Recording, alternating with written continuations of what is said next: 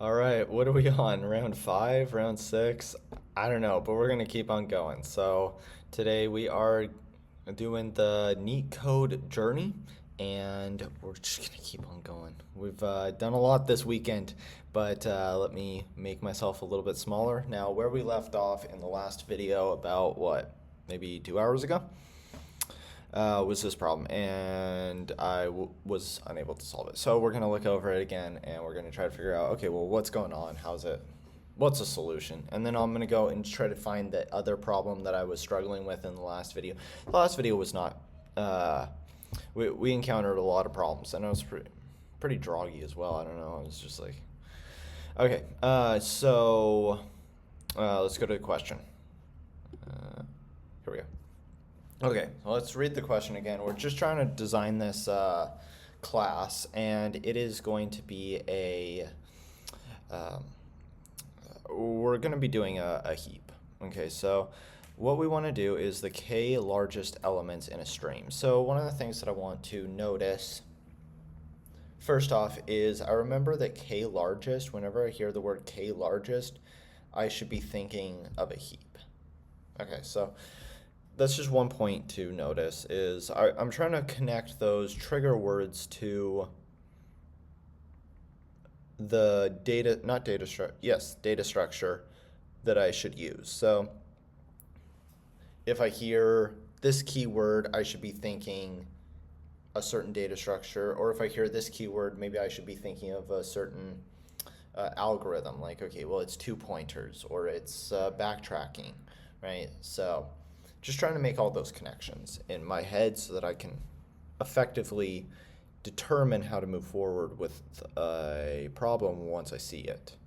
Okay, so we're going to be designing a class to find the kth largest integer in a stream of values. The other thing that I'm seeing is k largest, and I know that heaps go by min, so we might need to negate things, possibly. Second largest, the stream is not necessarily sorted, okay? So constructor, initialize the object given, and the stream of integers. So we're given a list, and we're also given k, all right? So we'll add a value to the stream and return the k largest integer in the stream. Okay, so let's go to the solutions and see how they do that. Min heap, and what's this one? Sorting. I don't want to do sorting. We are learning about min heap right now. So in the initialize, we are doing, let's see, self.min heap, and then self.k. So we're just capturing those and turning them into class variables. That makes sense. We're heapifying the min heap. That makes sense as well. I did that. So I captured my variables and I heapified my heap. So we're good there. This one, okay. So while length of min heap is greater than k, heap pop off of my heap. So I pop until my heap is k elements long. Okay, so what is that going to do? I'm going to have a heap, and each time I pop it off, I'm going to get the smallest value in it. Okay? So then my heap is going to have, let's see. Oh, then that's actually that's like super easy. Because I just keep a heap of length k, and then from that, that's the kth largest number in the heap. And then each time I add, I would just put it into the heap, then pop off of the heap, and because of the nature of a heap, it will always pop off the largest or the smallest number, and all the other numbers are going to be larger. And now the element at the first index is going to be the smallest, and because there's k elements, that means that's the k largest, right? Because it's the largest out of k, and so there's k ones that are larger. Okay, that makes sense. All right, let's go investigate that other one that I was having a little bit of, not a little bit of difficulty, a fair amount of difficulty. Was it this one? Let's look at the sorting method. All right, so we do that. That's okay, and then we just do dot sort. Oh, okay, whatever. That's and then how do we return? We return the length of the array minus the k. Fine. Okay, that one wasn't too interesting. I was just saying if we could find some nuggets of interesting information. I think this one was the one that I was having difficulty with last video. Yeah, it was. Okay, so we're gonna come here. This was my solution, and I was convinced. Okay, here's my solution. I was convinced it worked. Right? Like I can't figure out why it doesn't work. And I went to ChatGPT to try to figure that out. Okay, yep. I went to ChatGPT to try to figure that out. And when I was going through this, it was telling me something that was just wrong. So it's like, well, no, I don't think that's quite accurate. But I am getting the wrong answer. So I know that there is something wrong in here. I just don't know what. So anyways, let's just watch or go and try to look at the solutions and see if we can figure out a different way that we might be able to do it. Okay. So, if not root, or not p, or not q. Okay. What does that do? So this is my base case. If I don't have the root, or if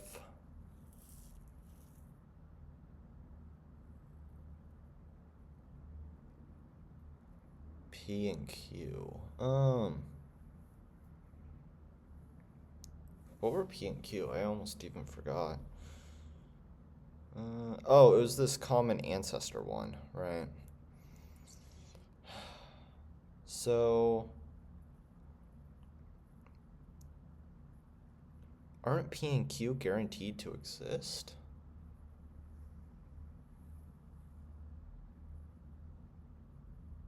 We just return none. Okay. If the maximum of P value and Q value is less than value of the current node, then we return the lowest common ancestor. So we recursively go left and still pass in P and Q. Okay. If the minimum is greater than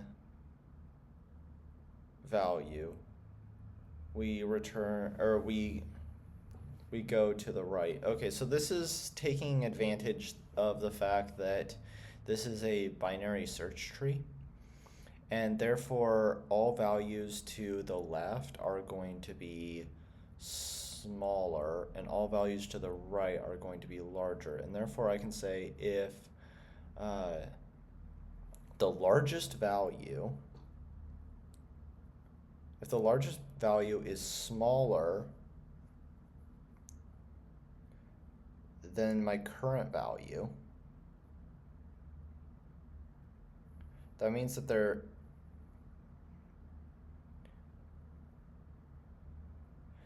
that everything exists in my left subtree, right? Because that means that both P and Q are smaller. By definition of a binary search tree, that means that both of them live on my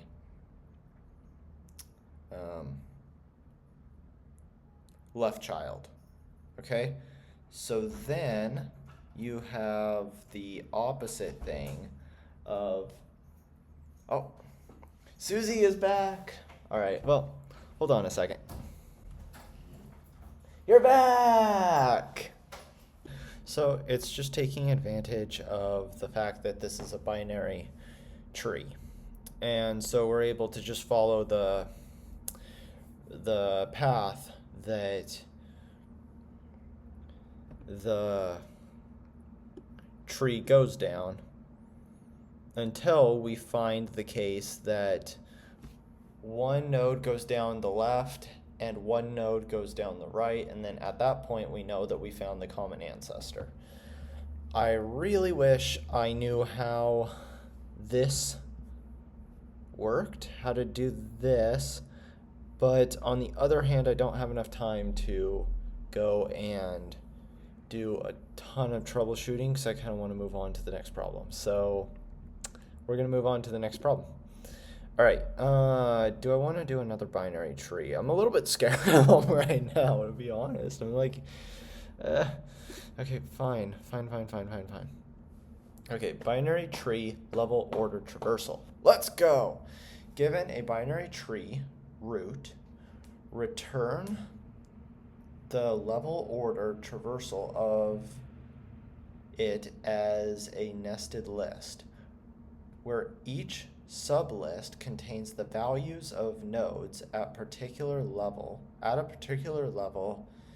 in the tree from left to right. Okay, so I think we're gonna do, let's see, so we have 1 and then 2, 3, okay, 4, 5, 6, 7. All right.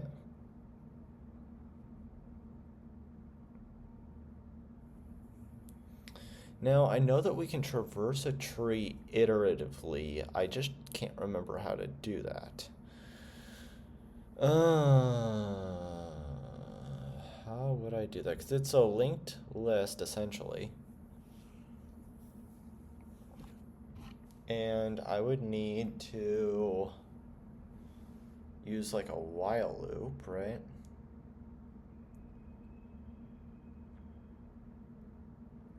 And would that help me? How would that traverse? Would I need to pop back up or?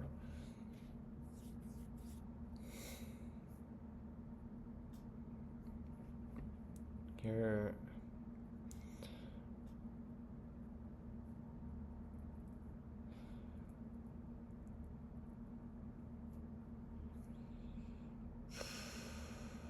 Let me see about just how to traverse a tree iteratively. Okay, let's see. And then I'm going to see if I can apply that to this problem. Okay. So we use a while and then we use a stack. Okay, let's think if we can use a stack in this case. So what am I going to do? I'm going to put this 1 on the stack. Okay. And then I am going to look at its 2 children, put those on the stack, and then pop my current node. Then I'm going to go to the next one in the stack, which is going to be 2. I'm going to look at its 2 children, put those on the stack. Then I'm going to pop this one, this 2, go here, put those on the stack. Okay. Then I look here, then here, then here, then here. That's kind of the order that I want, right? 1, 2, 3, oh, sorry, 1, 2, 3, 4, 5, 6, 7, like that. Makes sense. But then the question becomes, how do I determine which one, like, how do I determine that there was a break here?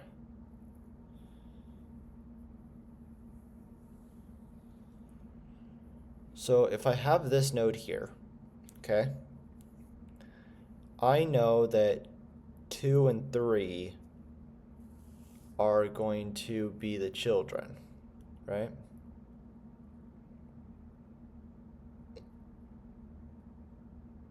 And that's all that's on the stack.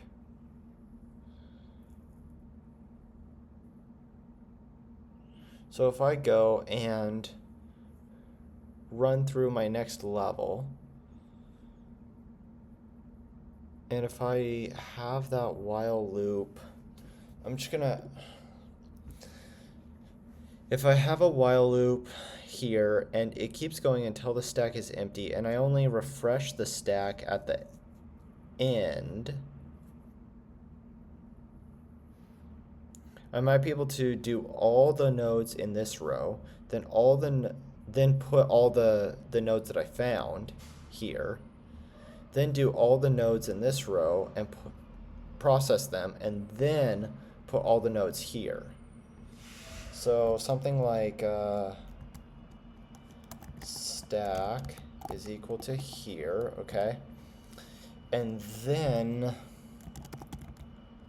while stack, and I am going to put root in there, okay?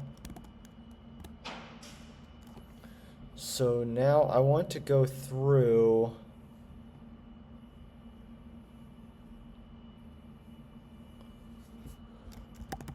current is going to be equal to a new list.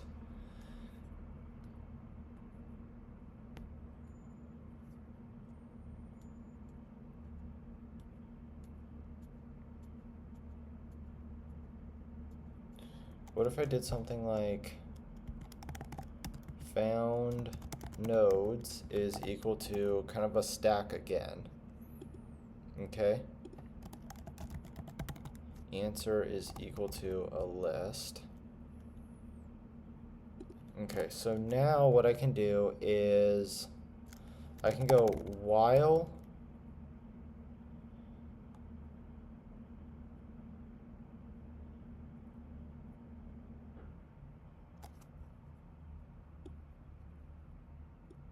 maybe found nodes equals my current stack, okay? Now the thing is, does this copy the elements over? Because I want this to stay fixed. I don't want it to change as my stack changes. So we'll see about this. So while found nodes, and this should be all of the nodes on each level. So right now we only have one node because we're on this level, but then we're going to keep going and add 2 and 3, and then come back up here and then process both 2 and 3. So I found nodes, okay, and then I can do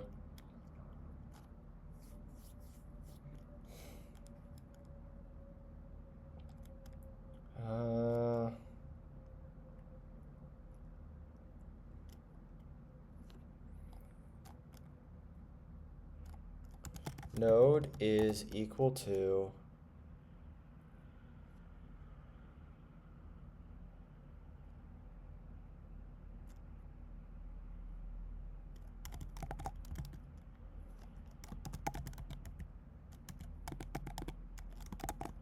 maybe like this.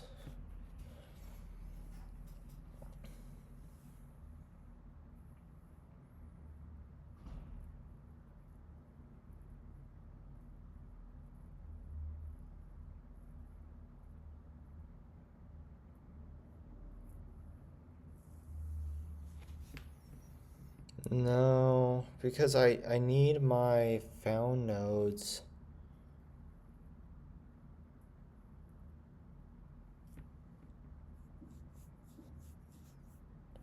to perfectly match my ones in stack, which I mean, I guess it should, right? So then I can do,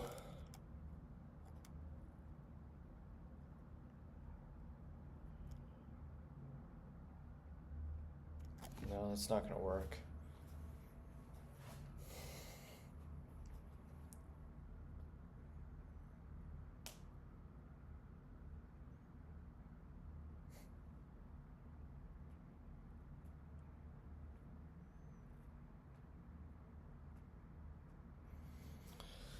All found nodes. Okay. Dot pop.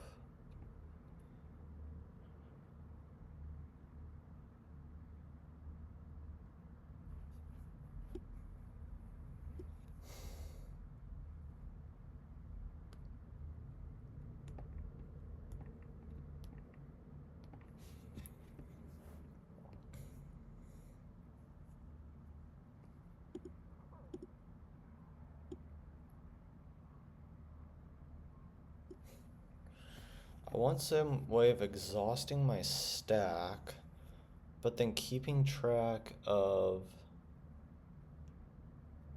each layer.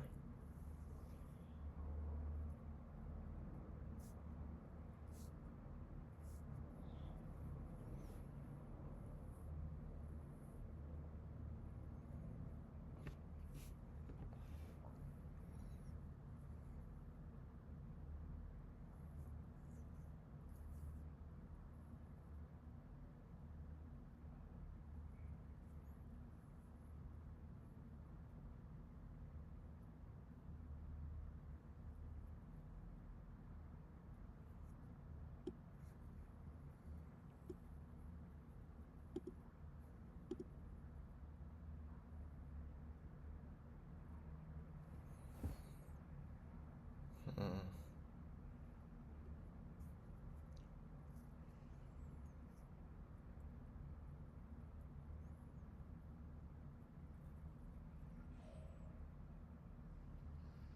All right, well, there we go.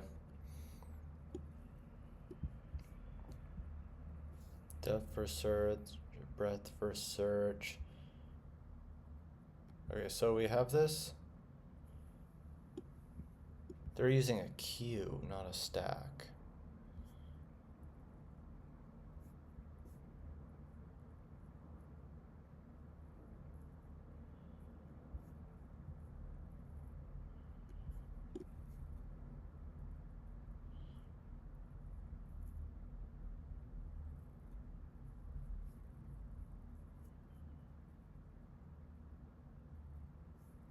Why did this one tell me a stack?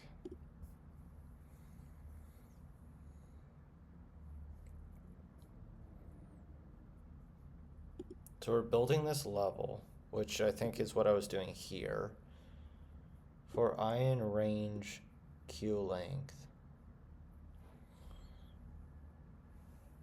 Oh, and then you can pop from that. Okay. Let's come back to this later. This is a...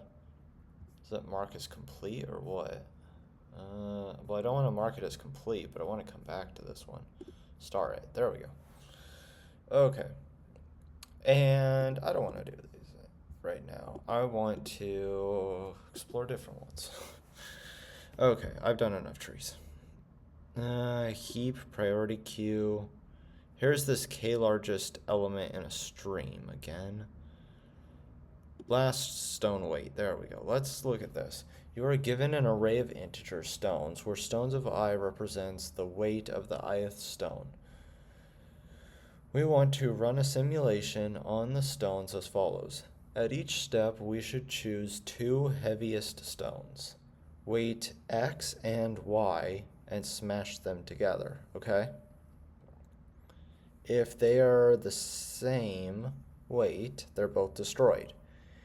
If X is less than Y, then the stone weight of X is destroyed.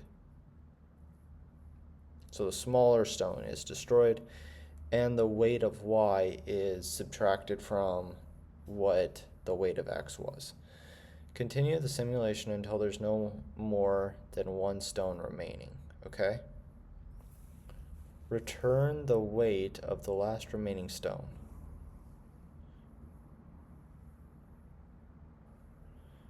So we have to get the two heaviest. So this means we don't want a min heap, we want a max heap. Okay, so let's try to do that. So we have our stones here, so I can do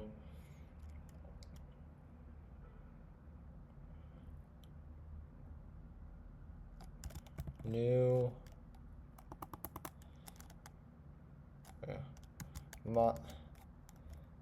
max heap is equal to this one, negative x for x in stones, okay? And then I can heapify this, so heap q dot heapify max heap, okay? And now I want to do while max heap, okay? Stone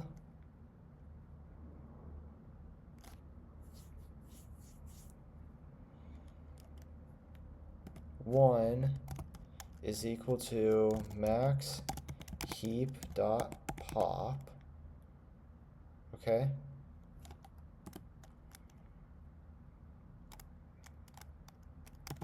If max heap, so I need to check, actually I'm going to do if not max heap, then we return stone 1.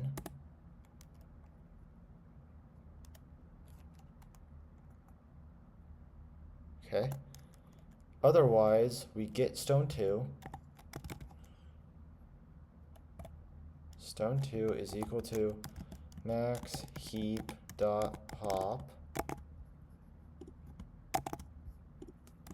And then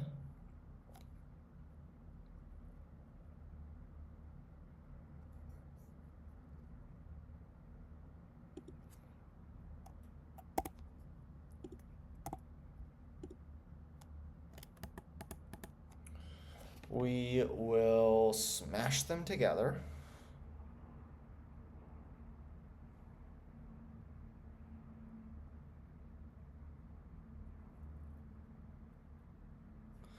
So I'll say, actually maybe this doesn't matter right now. I will say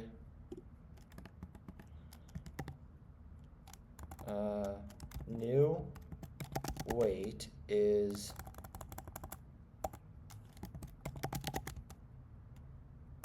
equal to the absolute value of stone 1 minus stone 2. And now if they're equal to each other, it's going to be 0, and our new weight is going to be 0. Okay.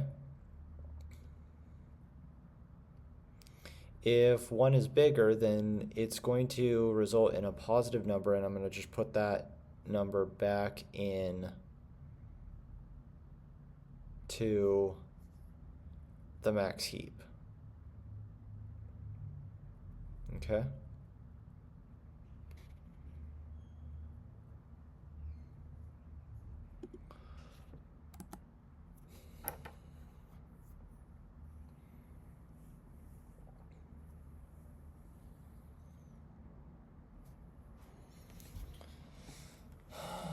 So now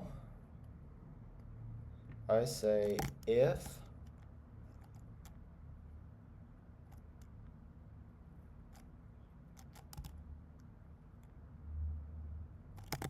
not new weight, continue, otherwise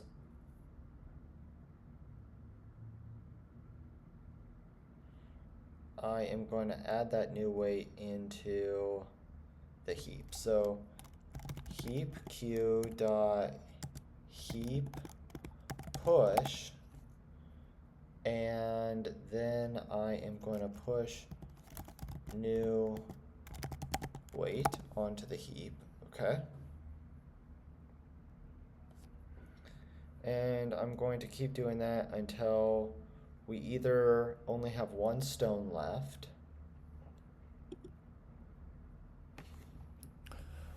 or until we have the 2 stones, then we have none. Then I get out of this loop, and then I return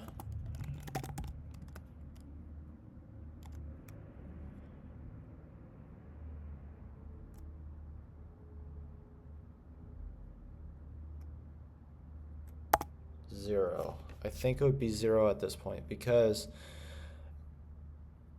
the only time that we're always going to get down to 1 stone, which will trigger this.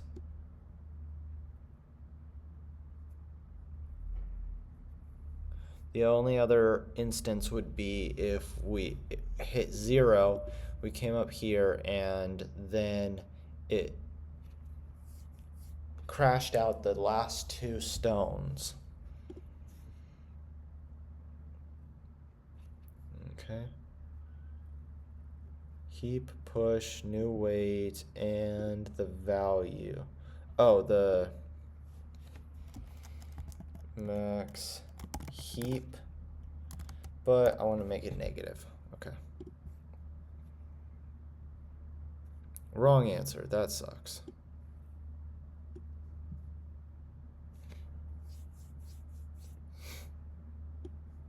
Oh, right. But it still didn't get the right answer. I said -3, and it's supposed to be +1.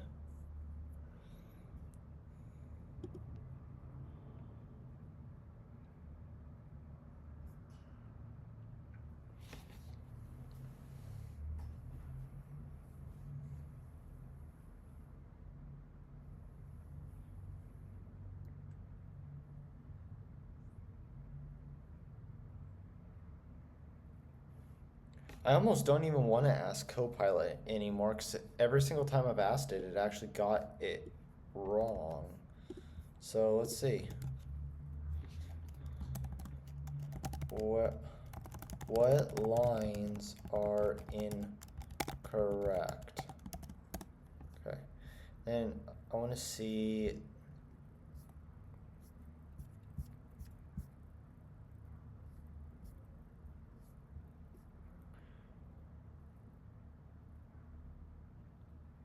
that. Okay, whatever.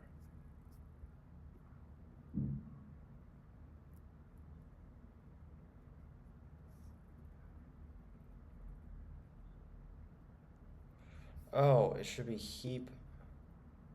Wait, I did heap. No. Well, that's dumb of me. Okay. Heap q dot heap pop on max heap. Okay.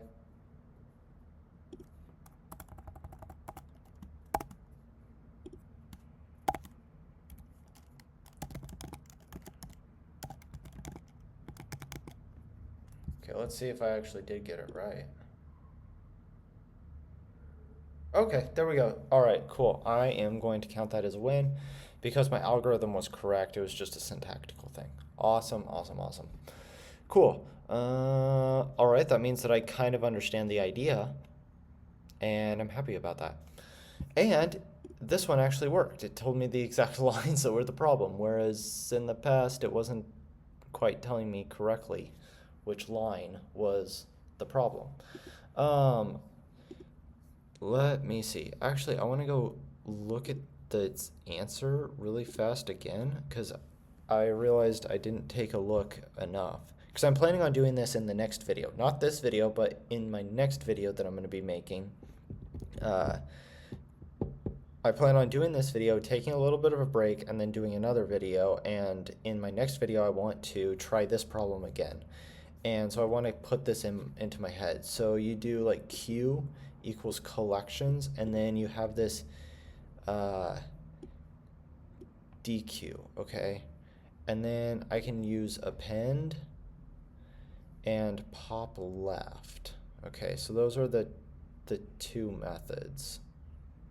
I just need to remember that, and then hopefully I'll be able to come up with the solution.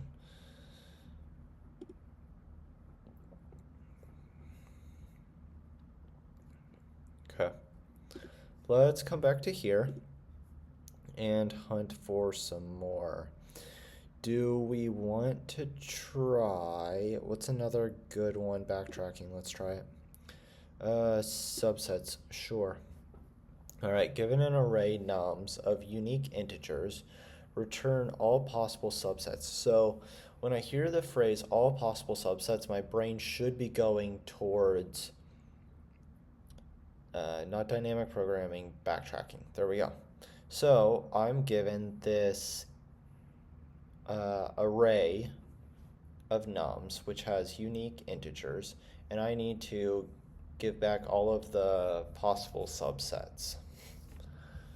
So I know that I'm going to have a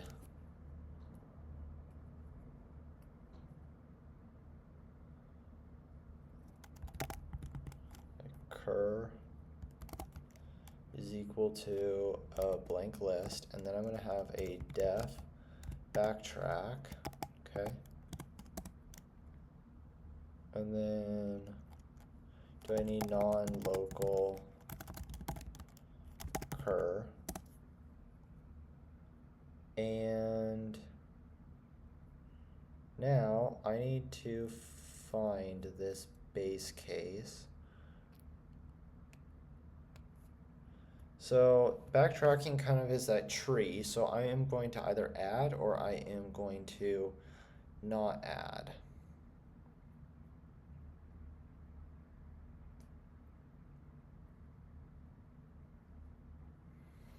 And how am I going to determine once I have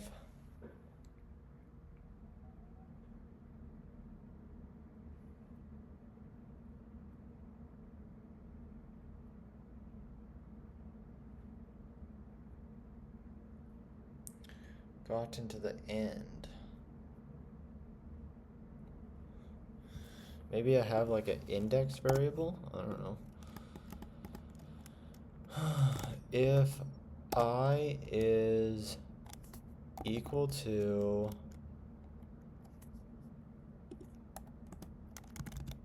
length of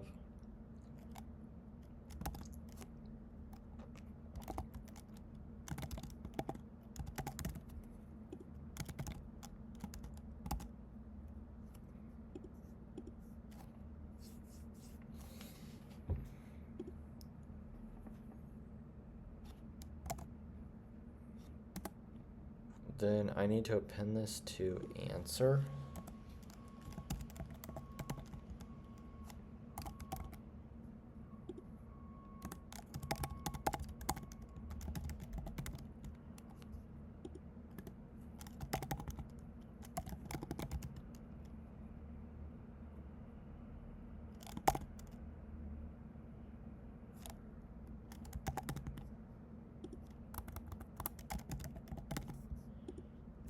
Okay, and then return.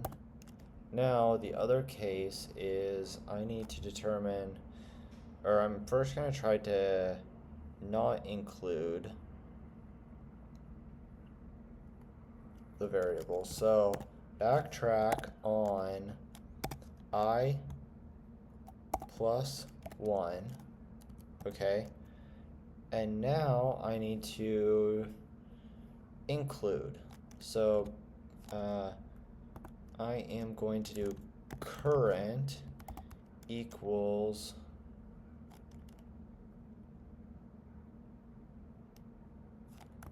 current dot append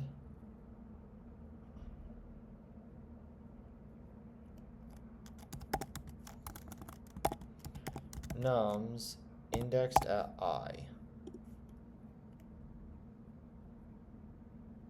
Okay, and then backtrack on I plus 1. There we go. And now call the function on the 0th and return answer.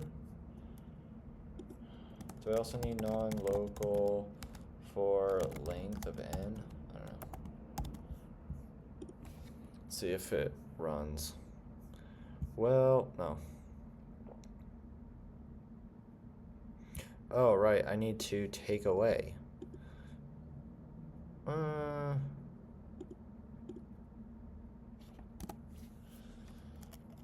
Current dot pop.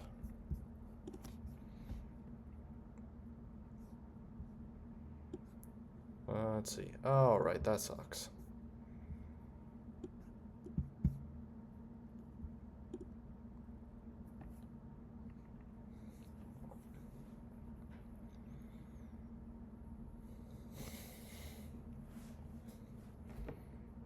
Why would that be the case?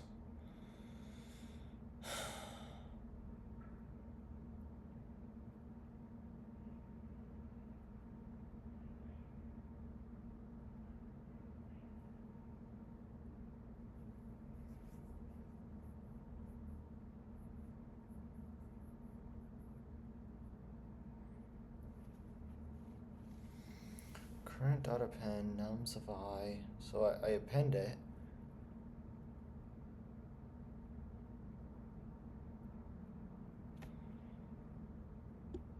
Then I recurse down, right?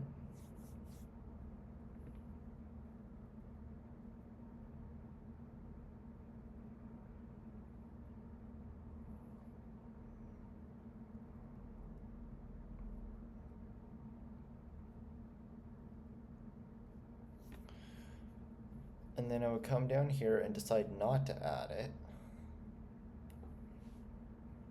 Add the next one. So I would add 1, not add 2, and then I would come here, not add 3, okay? So I'd only, and then I would append only 1, meaning this one. And then I come to I backtrack out of this, and then I append that 3, go in here and append 1 and 3.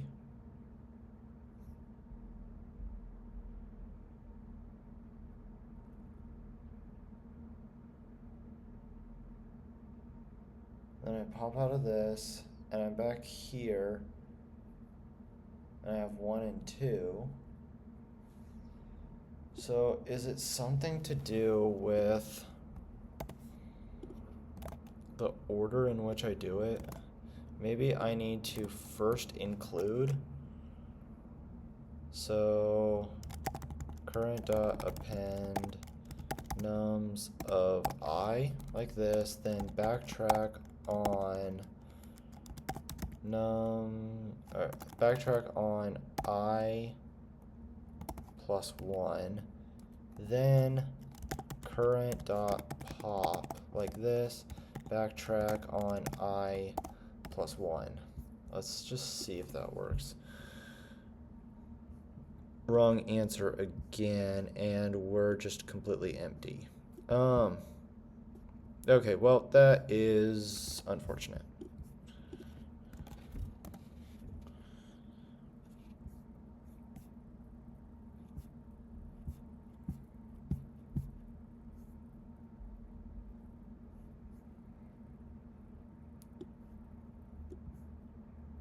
Answer.append a copy of, okay,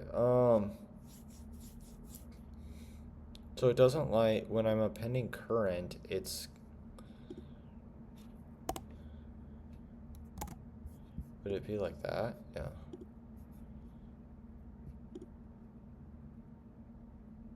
Well, I mean, I got the right idea. I just need to remember, okay, when I'm appending a list,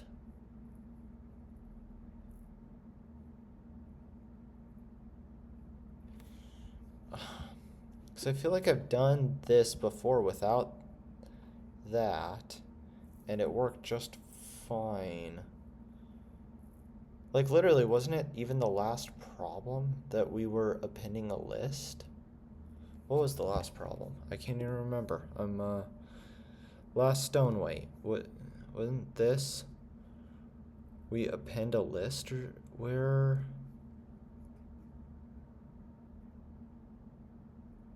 No, this wasn't the list appending one.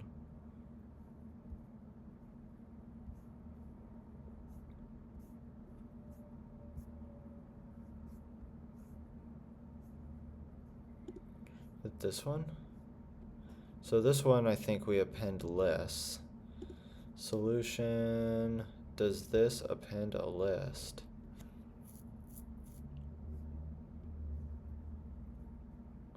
Level, which is a list.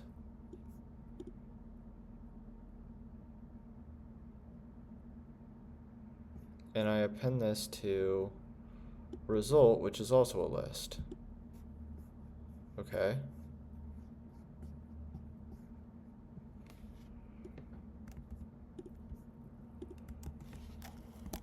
So why did I not need to do it in this case?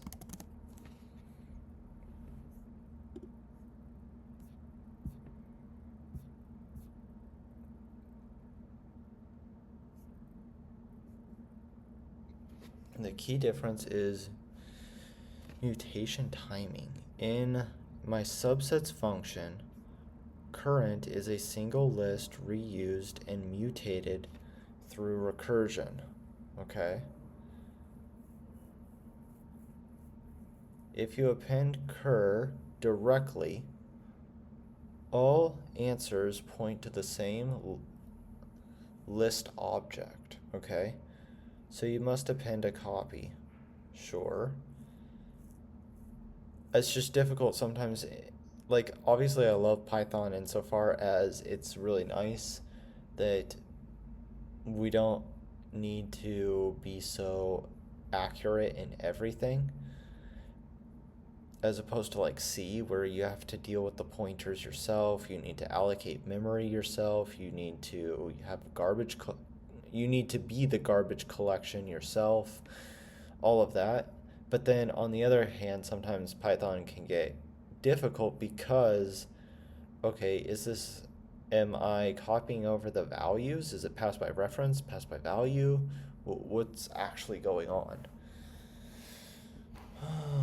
In your level order function, level is a new list created fresh on each. Oh, I see. Okay. It's a new list. Fine. Fine, that makes sense. Okay.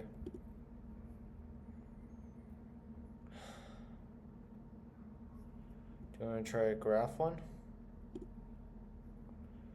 Number of islands. Okay. I'm given a 2D grid where 1 represents the land and 0 represents water. Count and return the number of islands. An island is formed by connecting adjacent lands horizontally or vertically and surrounding by water.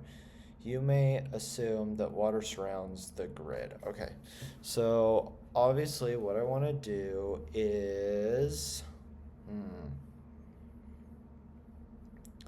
I want to start here, and I want to come here, and I want to see that I have land, and I want to do a search. So like I'm going to search here, I'm going to search this one and this one and this one, and I want to probably like add these to scene. Okay, and then I want to search here, and then I want to search here, and I'm going to add all of those to scene. Okay, and then I want to come to the next one, which is here. It's already in scene, so I don't see it. Already in scene. It's not land, already in scene, not land, already in scene, not land, scene, not. Okay. So that's kind of what I want to do. How am I going to do this?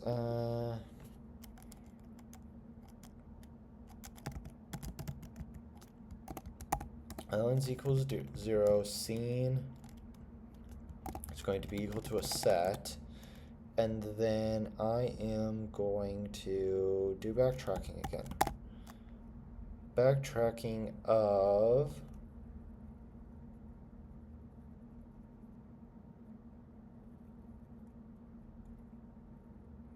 I probably need I and J, okay?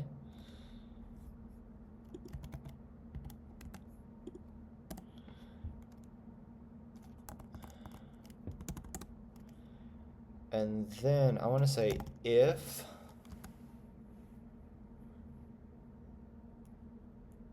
what are all of my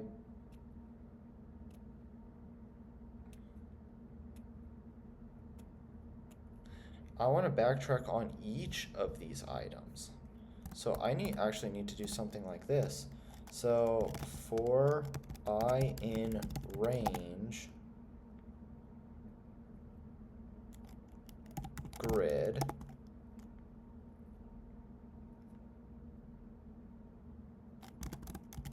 for J in range grid 0th, and then I can do if not grid return 0. Otherwise, I want to pass this in, and I want to backtrack on I and J. Okay, so now I want to say if I is less than 0 or I is greater than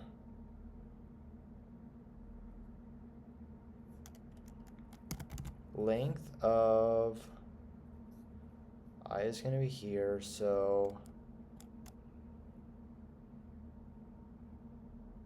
length of grid. We're out of bounds and we return, we just return, because we're out of bounds. Similarly,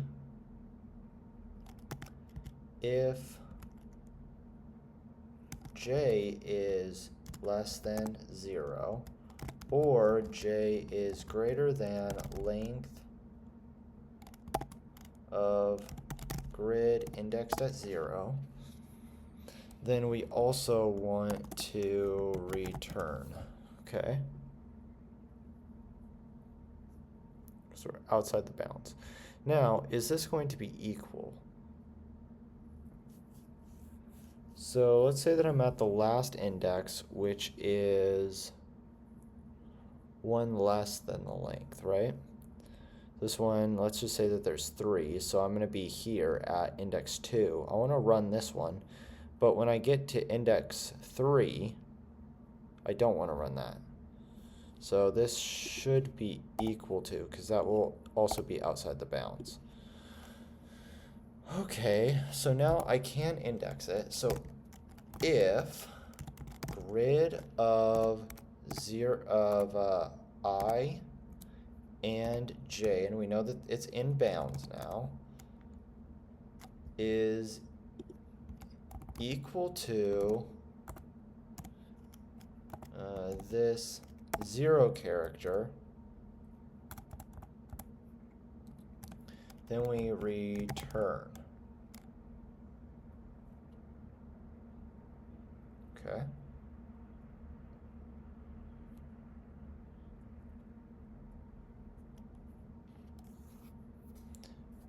Also, if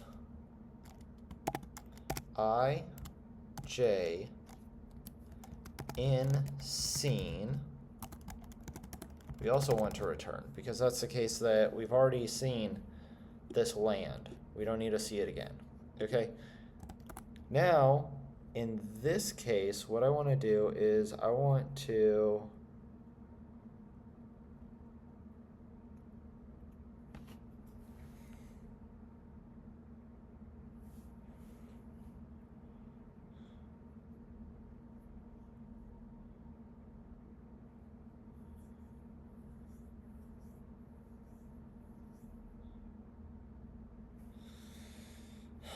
if I increase islands right here,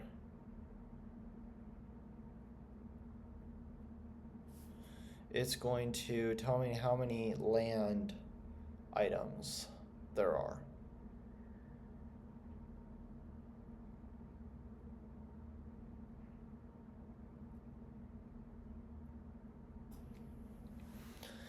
I don't want that. I don't want it to update.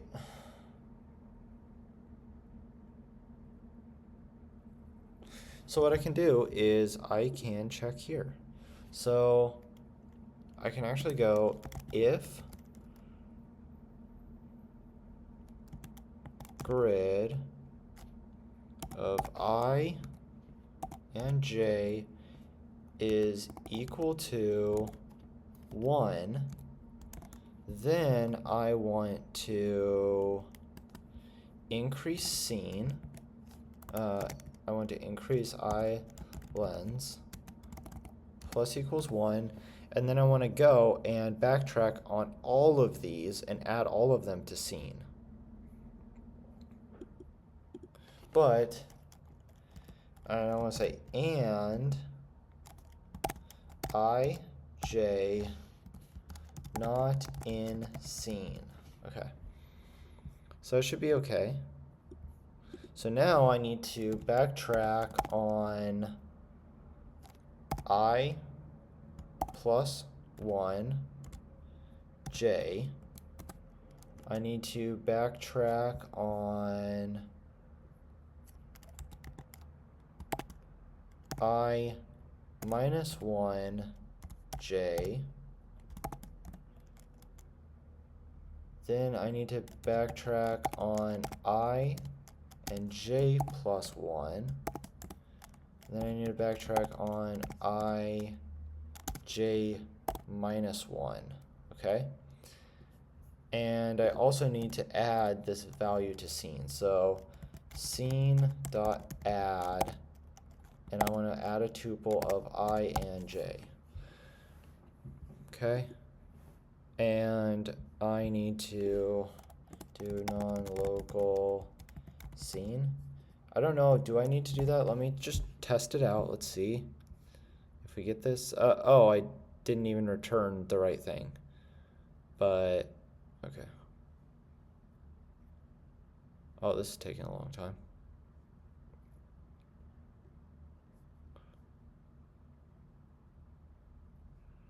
In range grid.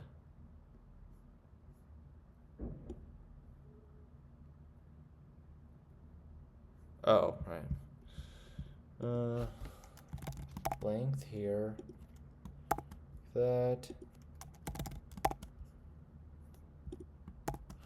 Why was it taking so long? And then return island. All right, let's see. Both wrong answers, and is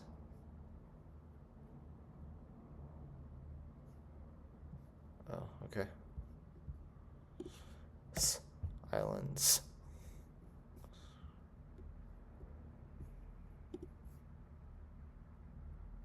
Hey. Got it. Okay. Cool. Okay, I am going to take a little bit of a break and come back, and we're going to keep on going. So if you want to join me on this journey through LeetCode land, subscribe. I would love to have you around, and yeah, I'll see you guys in like an hour or two. So, goodbye.